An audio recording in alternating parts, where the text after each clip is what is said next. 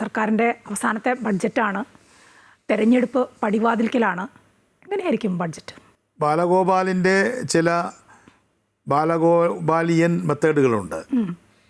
ഉദാഹരണത്തിന് അദ്ദേഹം ഫിസിക്കൽ ഡെഫിസിറ്റാണല്ലോ ഒരു ധനമന്ത്രിയുടെ ഏറ്റവും വലിയ കീറാമുട്ടി, ധനക്കമ്മി എന്ന് പറഞ്ഞാൽ ആകെ വരവും ചെലവും തമ്മിലുള്ള അന്തരം.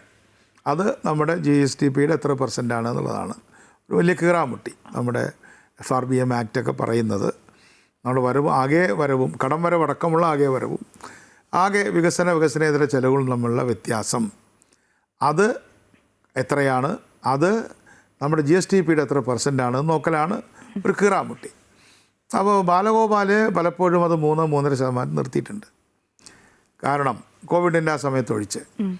അതിന് അദ്ദേഹത്തിനൊരു നല്ല സൂത്രമുണ്ട്. എന്താണെന്ന് പറഞ്ഞാൽ അധികം ചിലവ് ചെയ്യില്ല, വരവ് കുറവാണ്, ചിലവും ചെയ്യില്ല. ഏത് ചിലവ്? DA കൊടുക്കില്ല, അതേപോലെ തന്നെ കുടിശ്ശികകളൊന്നും കൊടുക്കില്ല, പ്ലാൻ നിർദ്ദയം കട്ട് ചെയ്യും. പട്ടികജാതി പട്ടികവർഗ വിഭാഗങ്ങൾക്ക് ഞാൻ നേരത്തെ പറയുമ്പോൾ എടുത്തു പറയേണ്ട കാര്യമായിരുന്നു. കഴിഞ്ഞ പഞ്ചായത്ത് മുനിസിപ്പൽ ഇലക്ഷനിൽ തോറ്റതിൻ്റെ പ്രധാന കാര്യം എന്താണ്? പട്ടികജാതി പട്ടികവർഗ വിഭാഗങ്ങളുടെ ഫണ്ട് വരെ കട്ട് ചെയ്തു. അപ്പോൾ അങ്ങനെ ഫണ്ടുകളൊക്കെ കട്ട് ചെയ്യുക. ഇപ്പോൾ പ്ലാൻ കൂട്ടാതിരിക്കുക. പ്ലാൻ ഇപ്പോൾ 32,000 ആക്കി വെച്ചിട്ടുണ്ട്. 30,000 ആയിരുന്നു. 7 കൊല്ലം കൊണ്ടാണ് 2,000 കോടി കൂടിയത്. അതിനിടയ്ക്ക് 27,000 കുറഞ്ഞു, പിന്നെ 30 നിർത്തി. വാസ്തവത്തിൽ UDF ആയിരുന്നുവെങ്കിൽ പ്ലാൻ അലോക്കേഷൻ ഇപ്പം 32,000 ആയിരുന്നത് ഒരു 60,000 കോടി 70,000 കോടി ആകുമായിരുന്നു.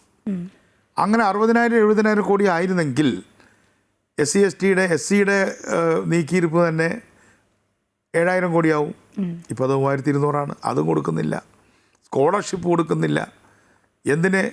പട്ടികജാതി വിദ്യാർത്ഥികളുടെ സ്കോളർഷിപ്പ് കേന്ദ്രത്തിലെ എന്തോ ഒരു കമ്പ്യൂട്ടർ സംവിധാനത്തിൻ്റെ കുഴപ്പമാണ് എന്ന് പറഞ്ഞിട്ട് കൊടുക്കാത്തതിൻ്റെ ഫലമായിട്ട് SC കുട്ടികൾ, വിഭാഗത്തിൽപ്പെട്ട കുട്ടികൾ, അവർ ഇന്ന് പഠിത്തം നിർത്തേണ്ടി വന്നിരിക്കുന്നു.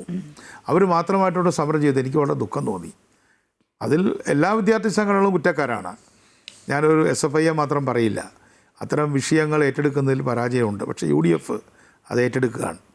UDF അത്തരം വിഷയങ്ങൾ ഏറ്റെടുത്ത് മുന്നോട്ട് പോവുകയാണ്. അപ്പോൾ ബാലഗോപാൽ ചെയ്യുന്ന പണി എന്താണെന്ന് പറഞ്ഞാൽ ചിലവ് എല്ലാം വെട്ടിക്കുറയ്ക്കുക. പിന്നെ കിഫ്ബിയുടെ ഒരു ചിലവാണ് ഉണ്ടായിരുന്നത്. കിഫ്ബിയാണ് തോമസ് ഐസക്കിൻ്റെ വലിയൊരു കണ്ടുപിടുത്തം. ബാലഗോപാൽ വന്നോടനെ പറഞ്ഞു ഇനി ആരും കിഫ്ബിയുടെ പരിപാടിയായിട്ടൊന്നും വരണ്ട. ഇപ്പോൾ ആകെ ഒരു 25,000-30,000 കോടിയാണ് ആകെ ചിലവിട്ടത് 10 കൊല്ലം കൊണ്ട്. അപ്പോൾ ആനുവലായിട്ട് നോക്കുമ്പോൾ ആവറേജ് 3,000-3,000 കോടിയേ ഉള്ളൂ.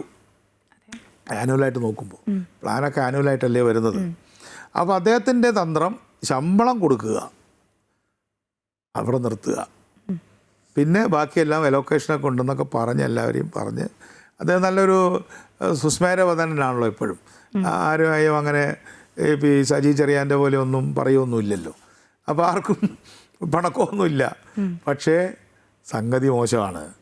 അപ്പോൾ ബജറ്റ് ഇത്തവണ എങ്ങനെയെങ്കിലും ഈ ബജറ്റ് ഒന്ന് അവതരിപ്പിച്ച് ഇത് തലേന്ന് താഴെ വയ്ക്കണമെന്നേ ബാലഗോപാലിനുള്ളൂ എന്നാണ് എൻ്റെ ധാരണ.